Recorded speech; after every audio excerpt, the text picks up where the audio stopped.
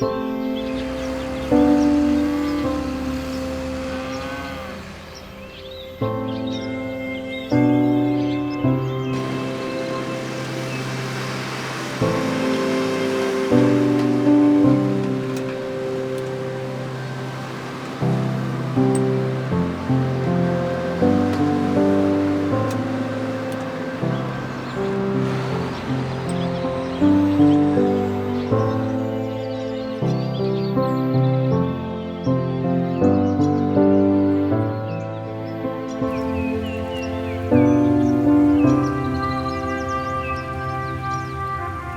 name's Adam Graft, and my family and I, we own Leatherbrook Holsteins here in Americus, Georgia.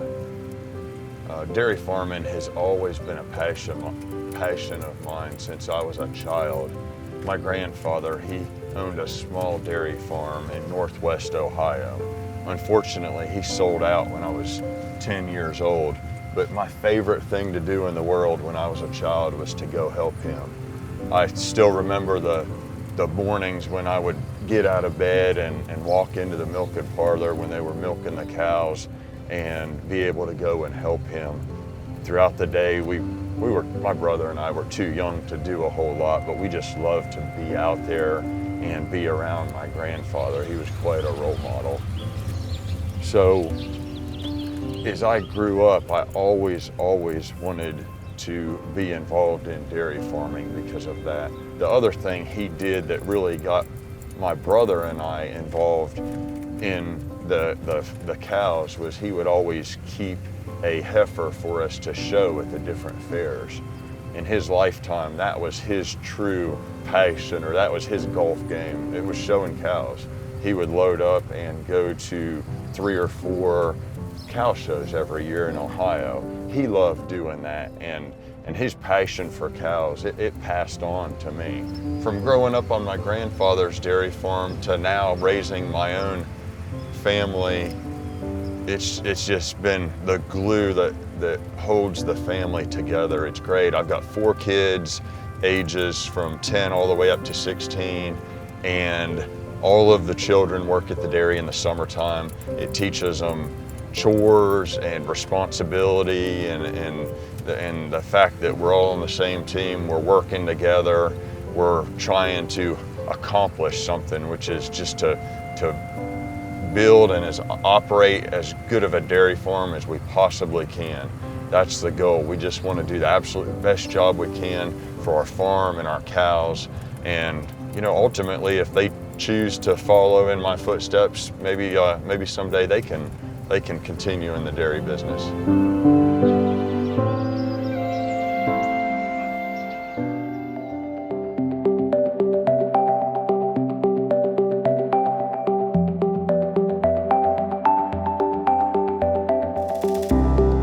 This building here is our feed center, where we bring all our forages as well as all of our byproducts and grains that we purchase, and we put it in our mix wagons and mix it here. This is kind of like the kitchen for our cows.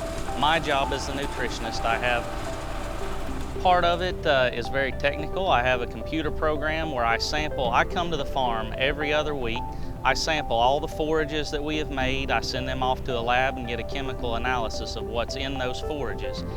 And then I put that in my computer program, and I tell Adam what we should go buy, what grains we need to bring in, and then run that through my program and come up with what I think the most balanced diet is to achieve healthy cows, to achieve maximum milk production so that the farm can be profitable and so that the cows can be healthy as well. And what I have here is corn silage. You would have seen this is corn that we grow here on the dairy. We chop it and then ferment it, and we bring it here to feed our cows. This will comprise the largest portion of our diet. We also have triticale silage that we will plant in the fall. After we harvest this corn silage, it will grow all winter, and then we'll chop it in the springtime right before we plant corn back again. Those 2 forages comprise the largest portion of the diet that we feed our cows here at Leatherbrook Holsteins. So this is all corn. We work with local corn growers right here in southwest Georgia to purchase this corn, so that we buy it from those local farmers and they bring it right here to the dairy. So one of the interesting things about dairy cattle diets is 80% of what we feed cannot be consumed by humans. We utilize a lot of products we call byproducts, and those are just things that would be leftovers from a product made for human consumption that would otherwise go to a landfill. But we find a way to use that and let cows turn it into something else that humans can eat. So the first thing what I have here is what we call wet brew. So there's a Budweiser plant in Albany, just about 30 miles down the road, and this is what they used to make your Budweiser that you all would drink. This is the grain that they used to do that's left over. If it wasn't utilized by some animal production facility, it would go to a landfill. But we take that and it makes for a great high protein feed to use in our TMR that we feed the cows. So everything we do here at the dairy, we look at trying to be as efficient as possible, not only from aspects of how we get ingredients here, how quickly we feed the cows out. We always take full loads out, minimize the number of loads that we have to go out each day to feed the cows, so we're running our tractors as few hours as possible. We also look at the cow side of things from a financial standpoint, you know, what it costs us to produce 100 pounds of milk, and then also how efficient the cows are, how many pounds of feed they have to eat to produce that milk. So when I look at the diets, I'm trying to balance them to be as efficient as possible. So if we can get as much production as we can, then that means the cows are very healthy, they're being very efficient, and the same amount of production or as much production as we can get on lower dry matter pounds produces less methane from those cows. There's much less waste from the cow all the way through.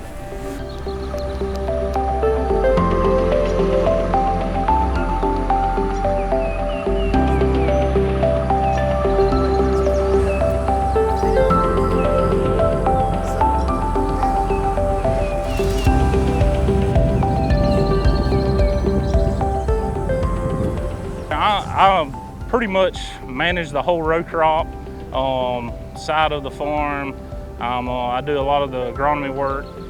I manage all the irrigation and all that, but that's basically everything. Everything to do with growing the feed to feed the cows with. Pretty much the nutrient management plan is just like you said. It's a plan.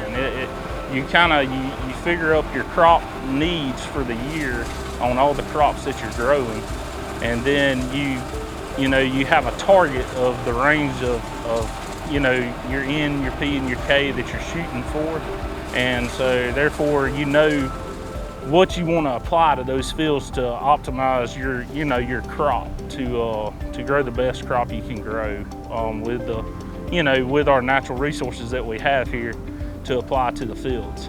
So the reason we have a 35-foot buffer around all our fields that we have wastewater on is so we can control runoff, or if any runoff is there, it is taken up by the grass, and we harvest it and actually feed it to the cows as well. So it's just another source of food for us to have. We have all the nutrients we need to grow our crops. We don't have to buy the commercial fertilizers as much. On everything that we can use wastewater on, we do, and it just helps us money-wise. It's a no-brainer. I mean, it's phenomenal, especially a year like this year with the input costs being so high. We're spending 2/3 less than what most row crop farmers are growing their crops.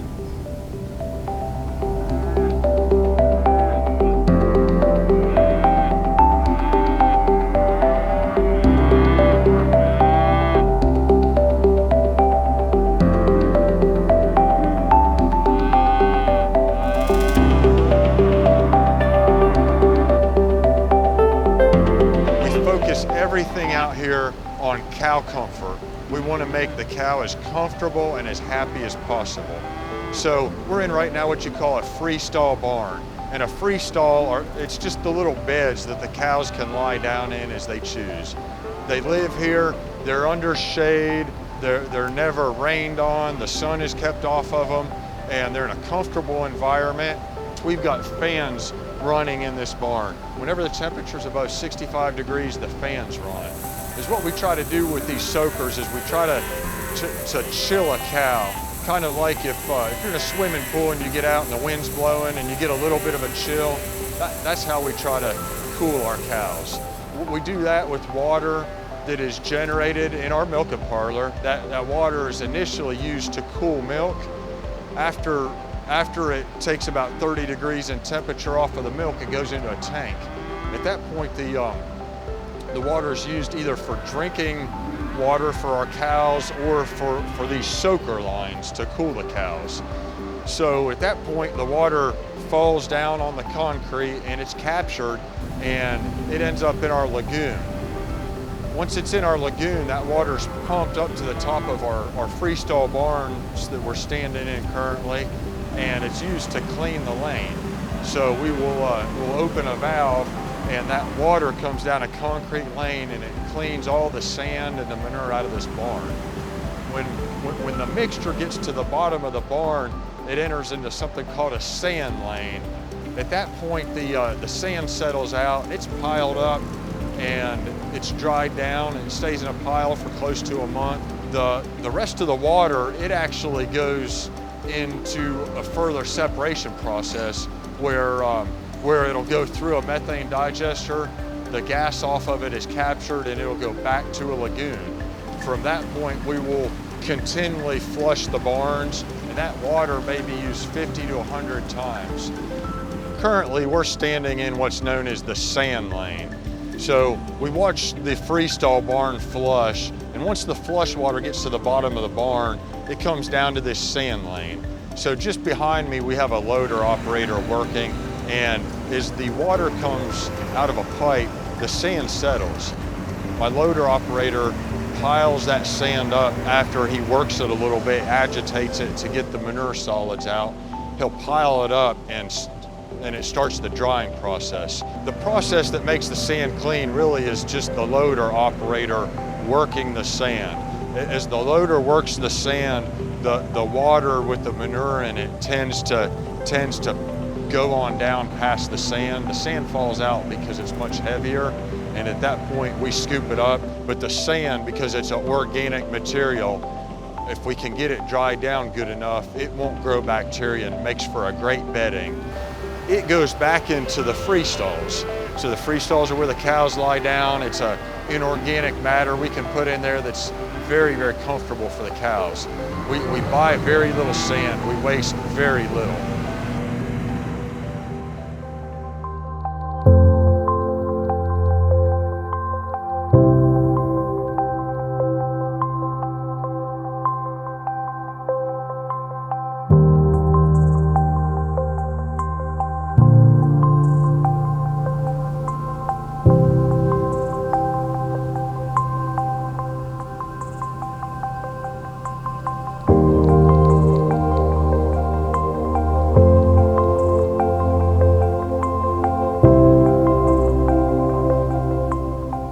This is the back end, right? This is the manure portion. So what do you do here? That's right, Frank. From the time we flush our freestall barns and that we separate the sand in the sand settling lane, all of that water comes down to this point. It goes up over this screen and into the methane digester where we produce RNG, renewable natural gas. Why did you go this route? Well, I'm very excited to be the first to have a methane digester here in the state of Georgia.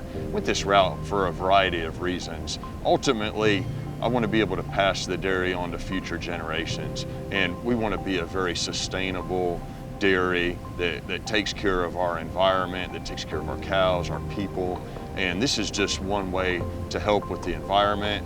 We can control odor to a degree with this. We can keep methane out of the atmosphere, and it's just the right thing to do. You know, I always tell people that methane is only a problem if you don't manage it. Because if you have manure and it's just off-gassing into the air, then methane can be a problem because it's powerful as a greenhouse gas.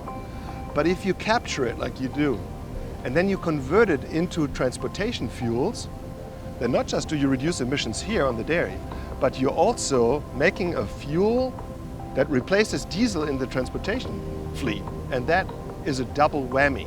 That is exactly the reason why the state of California is paying farmers so much for this pathway of dairy biogas to transportation fuels. you are part of a pretty big New Deal, which is a strong nationwide effort to reduce methane. California, our industry is forced to reduce 40% of methane. Through the use of this technology, they have already reduced 30% by today. 30%.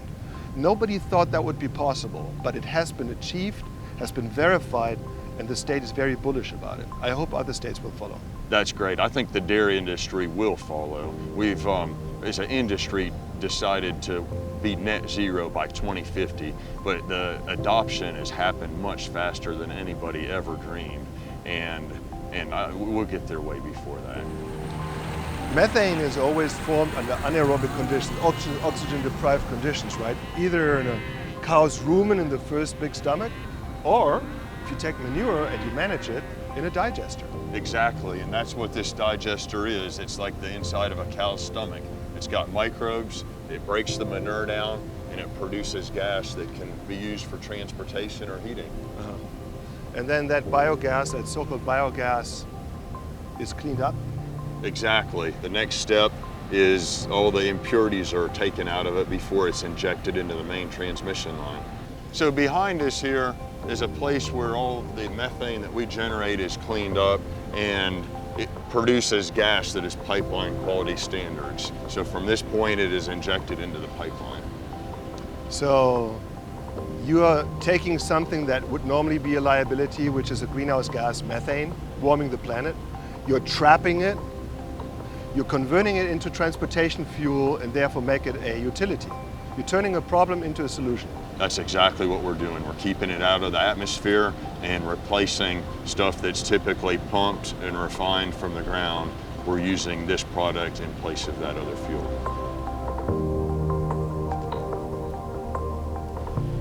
Next to us here, Frank, is what we call the injection point. So this is the final point in the process. The manure's been broken down with microbes, methane's been produced, it's been cleaned up, and at this point it's ready to market to the general public.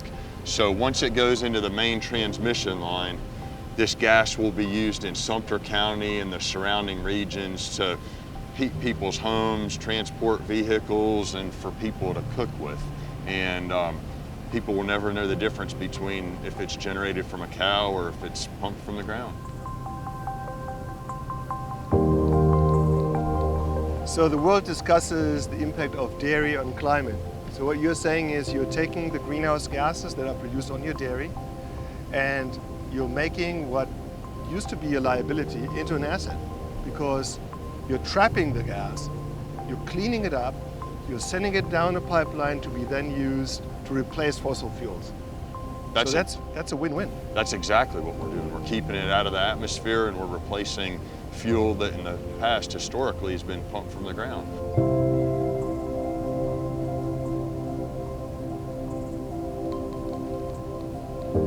So the notion that livestock produces more greenhouse gases than transportation stems from a, I would say, outdated publication from back 2006.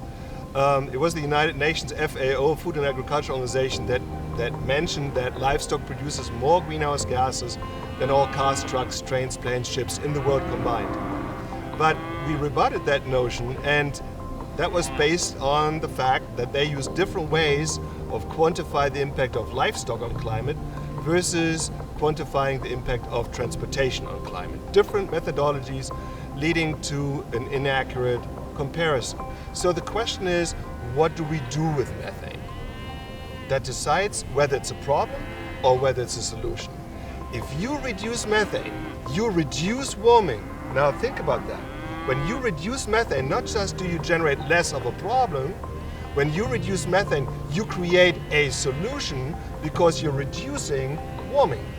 And if a dairy reduces methane very strongly, then it reduces warming very strongly, offsetting other greenhouse gases, and maybe even other sectors of society, such as the transportation sector, power production, and so on. And that means that the dairy and the livestock sector, when taking that issue seriously and working strongly on reducing that gas, can become a part of a climate solution. The dairy sector has worked very aggressively on its environmental footprint. And that's not just the climate footprint, that's climate footprint is what everybody's talking about. But it's also the water use, it's the nutrient use. There's hardly any dairy in the place where I live, where the majority of dairies really are, that does not have a nutrient management plan. A nutrient management plan is a plan that shows exactly where the nutrients that you feed to a cow, where those nutrients end up. Okay? How much are excreted and then land applied, and where they go. Whether they go into meat and milk, or whether they are also emitted into air and water, and or maybe climate pollutants. So this is not a guessing game anymore. This is a very precise accounting exercise that every farmer has to undergo these days. Our farmers know way more about nutrient flows, about emissions, and about pollution than most anybody else in the country, because they must. They must control it, and they do control it.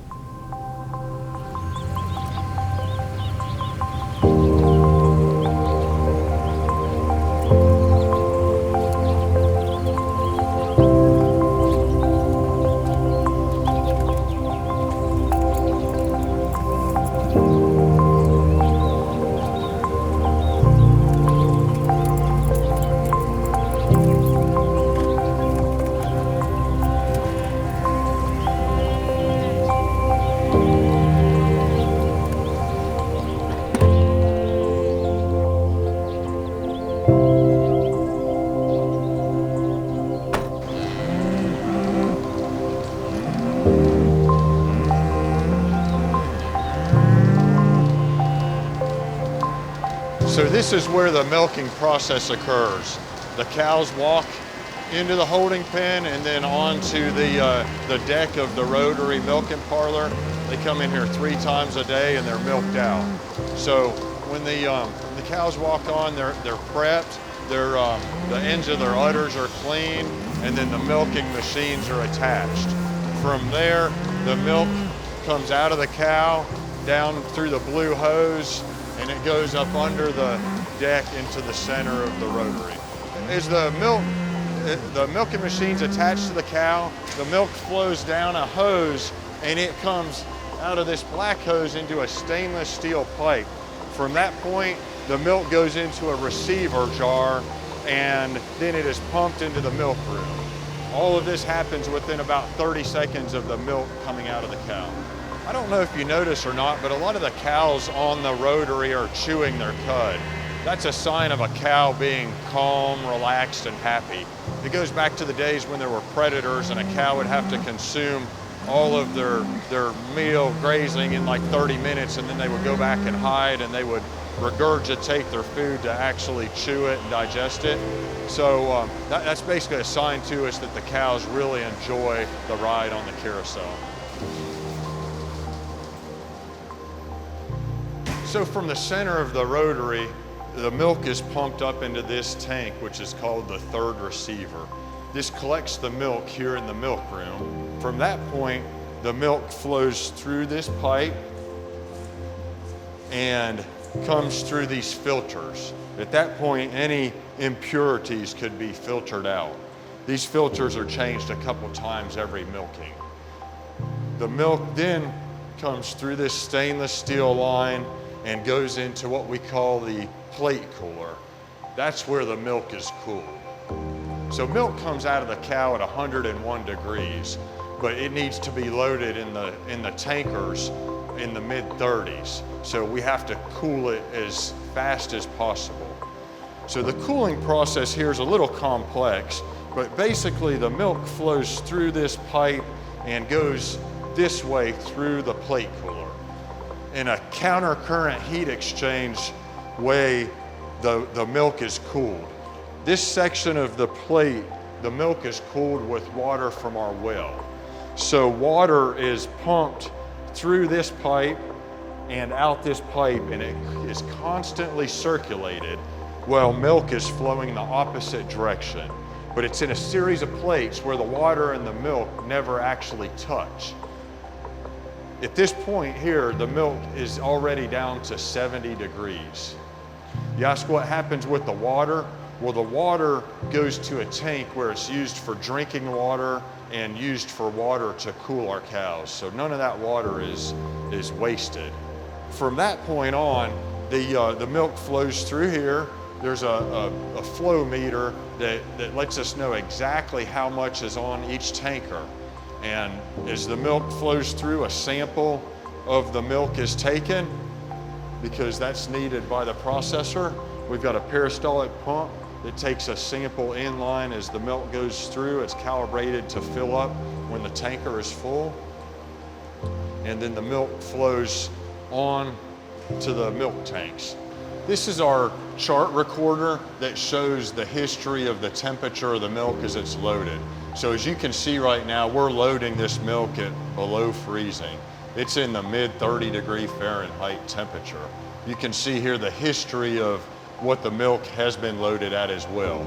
Also, you can see the spikes up to almost 160 degrees. That's when we stopped milking to wash the line and sanitize. Once the milk is cooled, it follows a path outside where it comes through a hose and it's loaded onto a semi-trailer. This semi-trailer is a insulated cooler, basically like a giant Yeti that maintains the temperature. So the milk's loaded at roughly 32 degrees and it'll be delivered at that temperature within 4 to 5 hours. So off to Mayfield we go.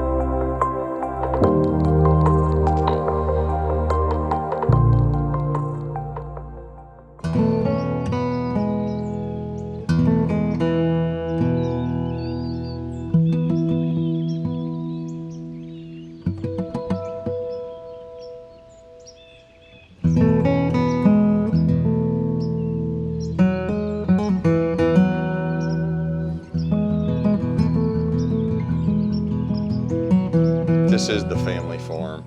So from a young age, the kids would go to the dairy with me every morning and help with chores that were age appropriate. And as they've matured, they've had different roles and different tasks.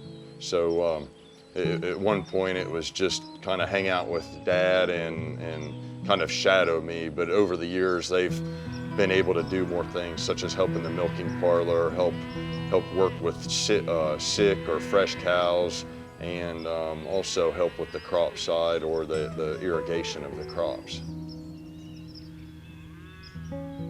So I grew up on a dairy farm and did not really intend to end up as a dairy farmer. I was going to be an elementary school teacher, but we started in 2004 and I wouldn't have it any other way. And I have two brothers that dairy and the other brother's in the dairy industry. Lee, being the oldest, he has matured. He worked in the milking parlor a couple years ago, worked full-time one summer in the milking parlor. That would have been 2 years ago.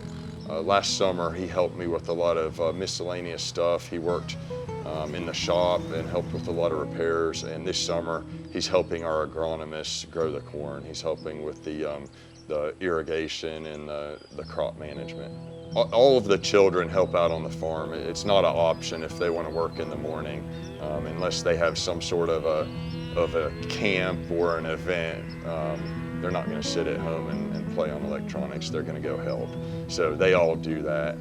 Well, it's gone from, you know, a dream, and we had one employee to start with, to, you know, a much larger operation. But Adam's definitely a dreamer and always coming up with new ideas to do things. And when we started the dream of putting in a methane digester, it was exciting, but it's a process. So it took, you know, years to just kind of get to where construction finally started. So it's definitely been something really exciting, and even a lot of people in the community are excited about it and like to talk to us about it and how it works and how it will make gas. We're really investing in the future. We're doing that for a lot of reasons. We're investing to make this world a better place than when we came into it. We're investing for our children if they ever want to become a part of the operation. And we're just trying to do the absolute best job that we can do as dairy farmers.